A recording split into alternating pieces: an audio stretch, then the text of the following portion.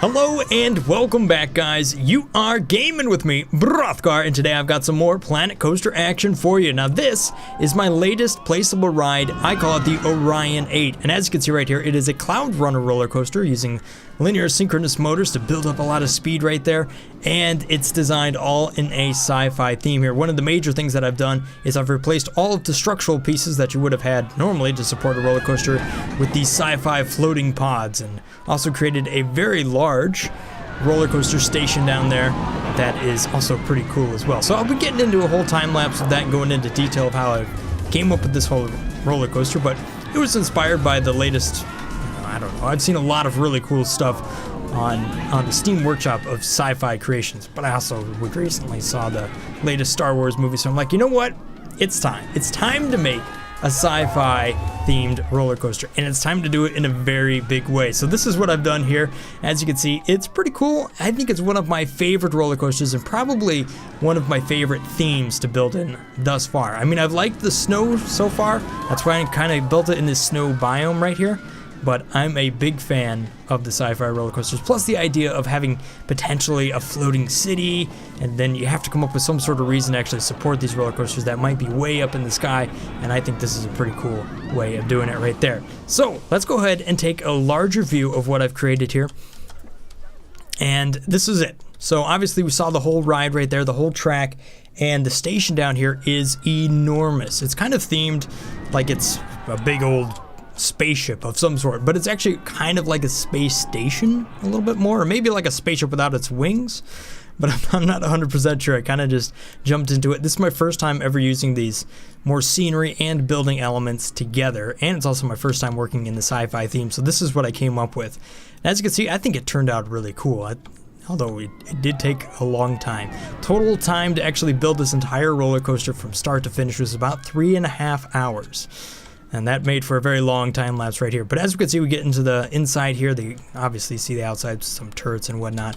Go through some airlocks, and then boom, you're in on the inside. Not a whole lot of detail in here, but there's room for 2 of the largest cloud runner roller coasters right there. So I believe these are actually 10 coasters long. So yes, there's 10.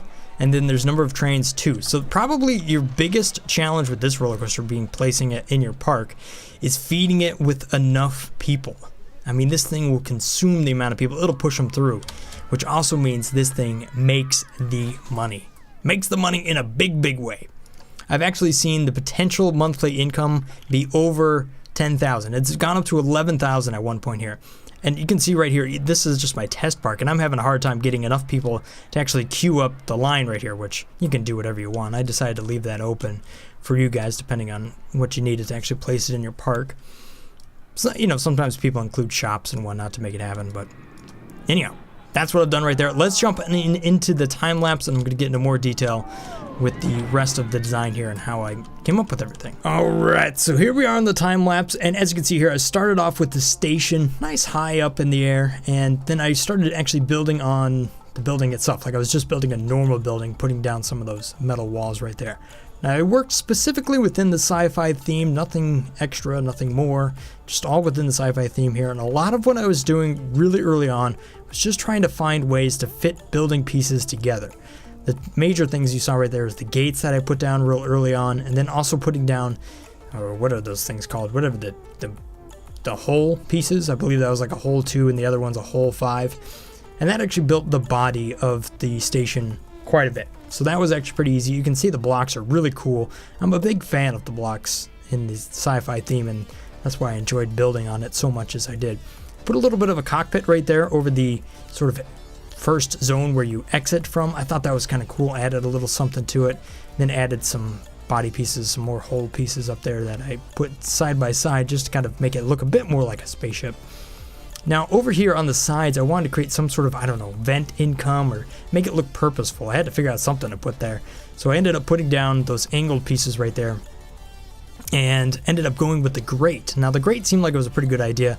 I also put in a little caution tape right here, or the caution bit right there, just to make it look like it's a big old, either it's a door that opens up and there's something fancy on the inside, or maybe it's some sort of air intake or something like that. I don't know. It looks like it's a utility piece and it has purpose right there. Now I always knew I was going to put the motors or the engines on the side right here, not necessarily in the function of engines, but just for the sake that they kind of look cool, and that's what most of this station is, pretty much looking cool right there. Then I'm using wing pieces on the top to actually build the roof, so that's what that all is right there. More of these angle pieces actually fit in over the side here, just try to fill in the holes. And a lot of time was spent, in my opinion, trying to figure out how I can make this station be one full piece without any gap, so that if you're on the inside, you can't see the outside, and vice versa. So there isn't any holes in the actual hull itself, despite none of these actually being like walls or ceiling pieces. You had to place each one of them specifically. Now I did try to think maybe I'd put a spine down, but I didn't. I had a weird piece on the hole right there, so I ended up covering it up with a radar.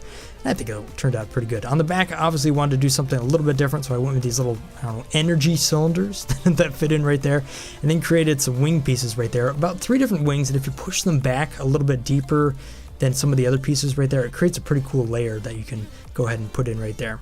Ended up using just some cylinders and fancy stuff to cover it up, and tried to create a little bit of a lighting element at the beginning right here, just to kind of illuminate this area as you're exiting, so that you kind of get a good view of what you're dropping into right there.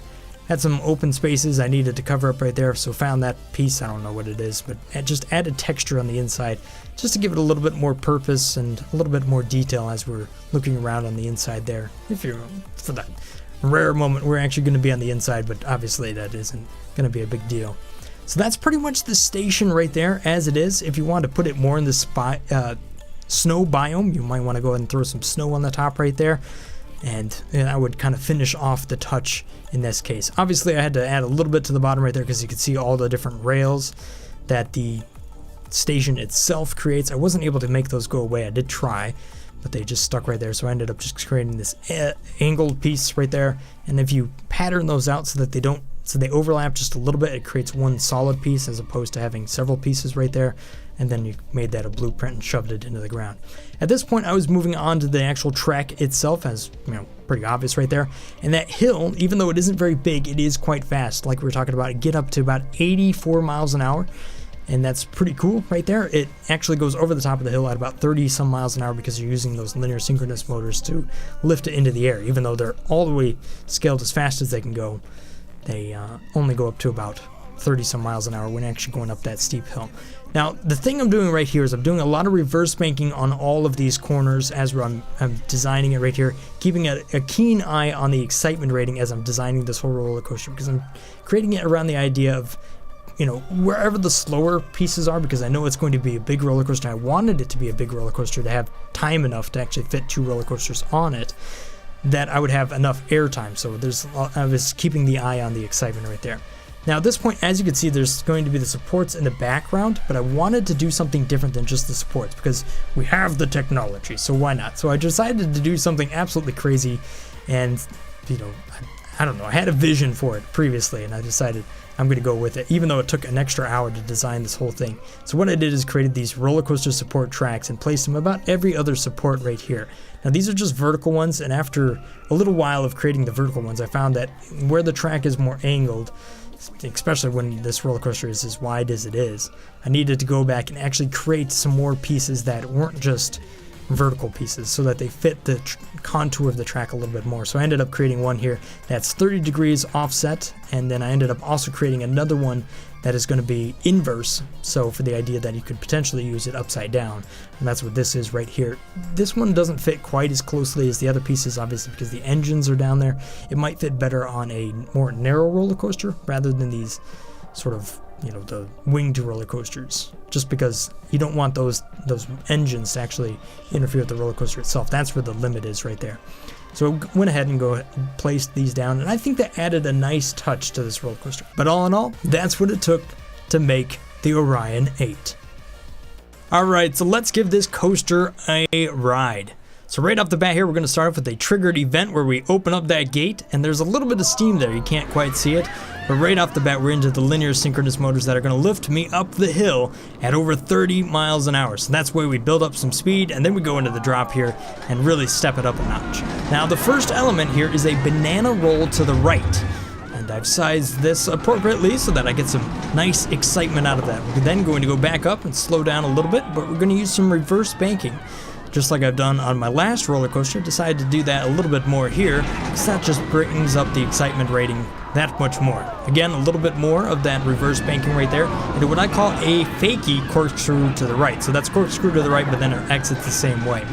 This is a butterfly inversion to the right, really cool element, one of these pre-made elements, and I absolutely love that one. That's pretty cool. And an incline dive to the right as well. So a sequence of several normal elements right there. This is a custom loop that I've designed that kind of just goes right back on top of itself, but it creates airtime instead of actually going inverted. So that's the same sort of idea right there too, but slightly different styles. Heartline to the left right here, because that's just an awesome element right there. Another slightly negative corner right there that gives you a little bit more of that airtime into a very standard wide vertical loop right there. And we're getting near the end of the ride here, over the top of a hill. Some more negative G's as we get into a double drop right there, and then turn quickly back into the station with another triggered event so we don't run into the door. So that, ladies and gentlemen, is good for a ride that is a total of 100 seconds long, right on the dot, 100. Not any more, not any less. Total length right there is 1,976 meters right there with a max speed of 83 miles an hour. All those are pretty normal right there. Maximum acceleration isn't half bad, and all of these G's are actually really good. Number of inversions total, 9. Airtime accounts, 11. And look at this, total airtime duration, 14.1 seconds. That, ladies and gentlemen, is why this thing pulls a very impressive 8 excitement rating, with only fear of 5.2 and a nausea rating of under 3 right there. Having an excitement rating of 8 on a full-size roller coaster, not to mention full-size roller coaster that has 2 coasters, 2 trains on it, that's going to bring you a lot of money. All right, so there you have it, guys. I've gone ahead and placed this roller coaster really close to the front of my park. And as you can see, there was a bit of a traffic jam right there. And during that traffic jam, this roller coaster was just eating as many people as it could potentially eat. And look at that, potential monthly income of nearly $15,000. You got to be kidding me. This roller coaster is awesome. I think it came out really good. Obviously, you can download this in the Steam workshop. The description is going to be in the more information down below. You can also get this station by itself and these coaster supports if you want to go ahead and just design your own roller coaster. You know, blow away whatever track of design I've done here, you know, and make it your own, because that's obviously kind of how I designed it to be modular in that regard. So all that information is going to be available down there in the description below. So thank you guys so much for that. If there's a certain thing you guys want me to try to design here in Planet Coaster, go ahead and leave me a comment section, a comment in the comment section, and I'll see if I can get to it. This one wasn't necessarily recommended by anybody, but there's some good ones down there that I'll hopefully get to here pretty soon. Thanks for watching, guys. Hopefully you guys have enjoyed this episode of Planet Coaster. If you did, maybe leave a like on the way out. And if I've earned your subscription, then thank you so much for that. Have a great day, guys. Stay awesome. Peace. Brothgar